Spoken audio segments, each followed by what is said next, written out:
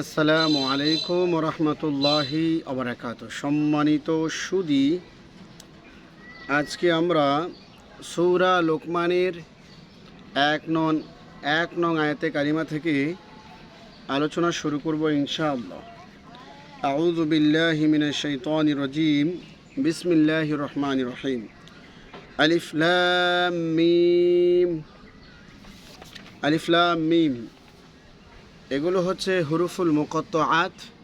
এর সঠিক অর্থ আল্লাহ ছাড়া আমরা কেউ জানি না। তিলকা আয়াতুল কিতাবিল হাকিম, এগুলি বিজ্ঞানময় কিতাবের আয়াত। জ্ঞান ও বিজ্ঞান কোনো একটি বিষয়ে স্বাভাবিক জ্ঞান অর্জন করার নাম জ্ঞান। ওই বিষয় সম্পর্কে চূড়ান্ত জ্ঞান অর্জন করার নাম বিজ্ঞান। কোরআনের প্রত্যেকটি বিষয় সম্পর্কে চূড়ান্ত জ্ঞান দান করা হয়েছে, এই জন্য কোরআনকে হাকিম তথা বিজ্ঞানময় বলা হয়েছে। হুদা ও রাহমাতাল লিল মুহসিনিন, সৎ কর্মপরায়ণদের জন্য উহা পথ নির্দেশ এবং দয়া। যারা সৎ কর্মপরায়ণ তাদের জন্য এটা পথ নির্দেশ, গাইডলাইন এবং রহমত। আল্লাযীনা ইউকিমুনাস সালাতা ওয়া ইউতুনাজ যাকাতা ওয়া হুম বিল আখিরাতি হুম ইউকিনুন, যারা নামাজ প্রতিষ্ঠা করে, যাকাত আদায় করে এবং তারা পরকালের উপর দৃঢ় বিশ্বাস রাখে। সৎকর্মপরায়ণ কারা? যারা যথা নিয়মে জামায়াতের সাথে সালাত আদায় করে, সকল প্রকার যাকাত আদায় করে, পশুর খাদ্য এবং জ্বালানি কাঠ ছাড়া সমস্ত উৎপাদনের যাকাত দিতে হবে, পরকালের প্রতি দৃঢ় বিশ্বাস থাকতে হবে। পরকালে বিশ্বাস ছাড়া কোনো মানুষের অন্তরে ভয় সৃষ্টি হয় না, এবং ভয় না থাকলে কেউ কর্তব্য পালন করে না। তাই আমলের জন্য পরকালে বিশ্বাসী জরুরি।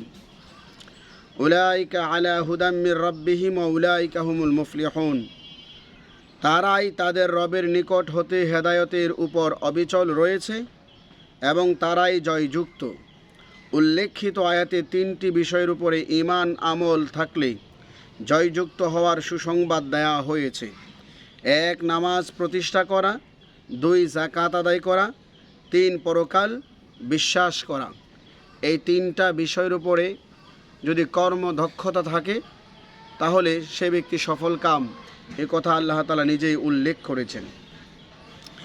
অমিনান নাসি মান ইয়াশরি লাহু আল হাদিস মান ইয়াশতারি লাহু আল হাদিস লিয়ুদিল্লা আন সাবিলিল্লাহি বিগাইরি ইলমি ওয়া ইয়াত্তাখিযহা হুজুয়া উলাইকা লাহুম আযাবুম মুহিন। মানুষের মধ্যে এমন লোক আছে যারা মিথ্যা কাহিনী সংগ্রহ করে, জ্ঞানহীনতার মতো উহা দ্বারা মানুষদেরকে আল্লাহর রাস্তা হতে বিপদগামী করার জন্য এবং আল্লাহর রাস্তা নিয়ে তারা উপহাস করে, তাদের জন্য রয়েছে অপমানজনক শাস্তির ব্যবস্থা। লাহুয়াল হাদিস অনর্থক কথাবার্তা বলতে কি বুঝায়? কালবি এবং মুতাকিল বলেন, আয়াতটি নজর ইবনে হারেস বিন কালদাহর শানে অবতীর্ণ হয়েছে। সে ব্যবসার উদ্দেশ্যে হীরা সিরিয়া যেত এবং অনারবদের ইতিহাস সংগ্রহ করত এবং কুরাইশদের তা পাঠ করে শোনাতো এবং বলতো, মুহাম্মদ সাল্লাল্লাহু আলাইহি সাল্লাম তোমাদেরকে আদ সামুদ জাতির কথা শোনাচ্ছে, আমি তোমাদেরকে রুস্তম, ইস্কান্দারি ও কেসরাদের কাহিনী শোনাবো। কুরাইশরা এগুলি শুনে আনন্দ পেত এবং কোরআন শোনা বর্জন করত। মুজাহিদ বলেন, সে দাসী এবং গায়িকাদের খরিদ করে নিয়ে আসতো এবং কোরআনের বিপক্ষে আসরের আয়োজন করত। আবু উমামা বর্ণনা করেন, রাসূলুল্লাহ সাল্লাল্লাহু আলাইহি সাল্লাম বলেছেন, গান শিক্ষা করা শেখানো অবৈধ, গান বিক্রি করা এবং তার মূল্য হারাম, এবং এই সব বিষয় অত্র আয়াতে অবতীর্ণ হয়েছে। কোনো ব্যক্তি যখন উচ্চ সুরে গান গায় তখন আল্লাহ তাআলা তার উপর দুটো শয়তান পাঠান। শয়তান দুটো এই কাঁধে একটি ও কাঁধে একটি, মানে ডান কাঁধে একটি বাম কাঁধে একটি অবস্থান করে, তারপর পা দিয়ে আঘাত করতে থাকে। গান সমাপ্ত না হওয়া পর্যন্ত তাকে আঘাত করতে থাকে। এক ইব্রাহিম নাখভি বলেন, গান মানুষের অন্তরে নিফাক সৃষ্টি করে। আমাদের সাথীরা গলির প্রবেশদ্বারে বসে থাকতো এবং দফগুলি ভেঙে ফেলত। দফ হচ্ছে এক ধরনের বাদ্যযন্ত্র। 2, কারো মতে গান হচ্ছে জেনার মন্ত্র। গান জেনা উদ্রেককারী। এটা সহজেই আমরা বুঝতে পারি। গানের মাধ্যমে, অর্থাৎ গানের মধ্যে মেয়েদের সৌন্দর্যগুলো ফোকাস করা হয়। তখন এই গান শুনলে মেয়েদের অঙ্গ প্রত্যঙ্গগুলো চোখে শয়তানে ভাসিয়ে দেয়, তখন জেনার সামিল হয়ে যায়।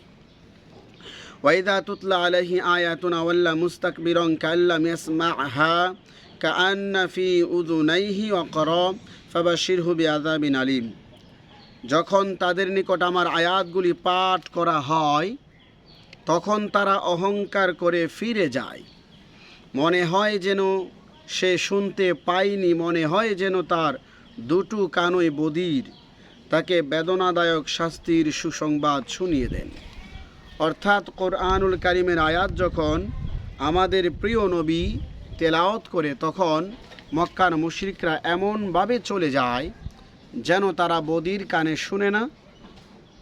ঠাট্টা উপহাস করে, না শোনার বান করে তারা চলে যায়।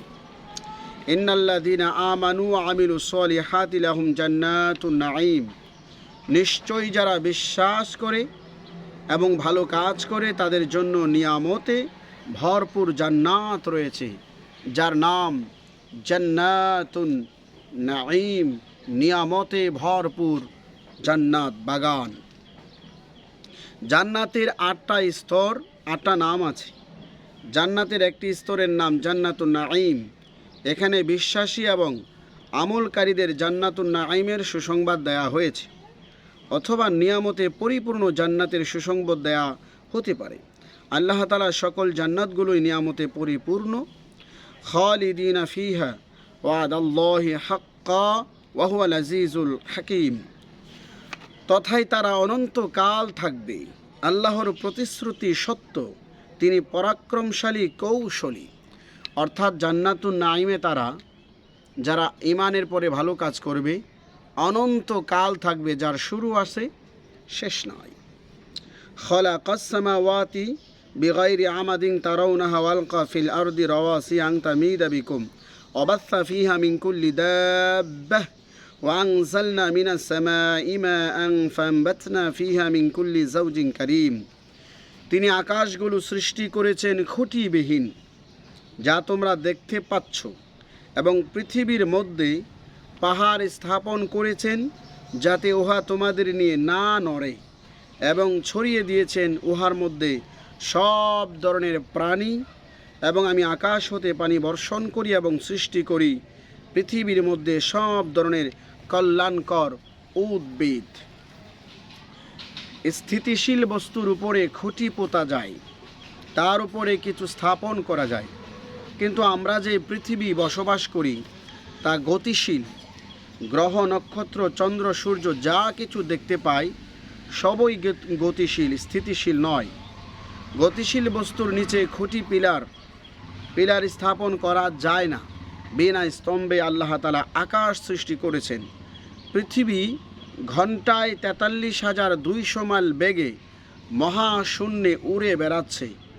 প্রতি ঘন্টায় 43,200 মাইল স্পিডে এই পৃথিবী ঘুরে বেড়াচ্ছে। তার মাঝে পাহাড় স্থাপন করে তাকে ওজন বিশিষ্ট করা হয়েছে, যাতে আরোহীদেরকে নিয়ে পৃথিবী না নড়াচড়া করে। পৃথিবীতে সব ধরনের প্রাণী ছড়িয়ে রেখেছেন, যাতে প্রাণীর খাদ্য গ্রহণ করতে পারে, এবং বৃষ্টির মাধ্যমে সব ধরনের উদ্ভিদ সৃষ্টি করেছেন, যার মধ্যে রয়েছে সকল প্রাণীর খাদ্য, জ্বালানি এবং জীবন। হাযা খালকুল্লাহি ফাআরুনি মাযা খালাকাল্লাযীনা মিন দুনি বালিয যালিমুনা ফি দালালিম মুবিন।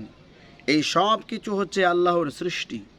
তোমাকে দেখাও আল্লাহ ছাড়া, আমাকে দেখাও আল্লাহ ছাড়া অন্যরা কি সৃষ্টি করেছে? বরং জালিমরা স্পষ্ট ভুলের মধ্যেই রয়েছে। আল্লাহ ছাড়া অন্যরা প্রাণী জগতের একটি মশা, মাছি, পিঁপড়াও সৃষ্টি করতে পারে নাই। এবং উদ্ভিদ জগতের একটি ঘাস। ঘাস একটি পাতা, লেফ সৃষ্টি করতে পারে না। তাহলে মানুষ সৃষ্টির সেরা হয়ে কি করে আল্লাহ ছাড়া অন্য কিছুকে ইলাহ সাব্যস্ত করতে পারে? জালিম বলতে মুশরিকদেরকে এখানে বোঝানো হয়েছে, যারা আল্লাহ ছাড়া অন্যকে উপাস্য বলে মান্য করে, যেমন দেব দেবী, তারপরে আল্লাহর ফেরেশতা, সাধারণ মানুষ, এই সব ধরনের বস্তুদেরকে আল্লাহ ছাড়া উপাস্য যারা করে এদেরকে মুশরিক বলা হয়। রব্বুল আলামিন আমাদের সকলকে এই আয়াতগুলোর সংক্ষিপ্ত তাফসিরের শিক্ষা থেকে শিক্ষা নিয়ে আমাদের বাস্তব জীবনে বাস্তবায়ন করার তৌফিক দান করুন। পরবর্তীতে আমরা আলোচনা করব সূরা লোকমানের 12 নং আয়াতে কারিমা থেকে। আজকের জন্য এখানেই সমাপ্ত। আসসালামু আলাইকুম ওয়া রাহমাতুল্লাহ।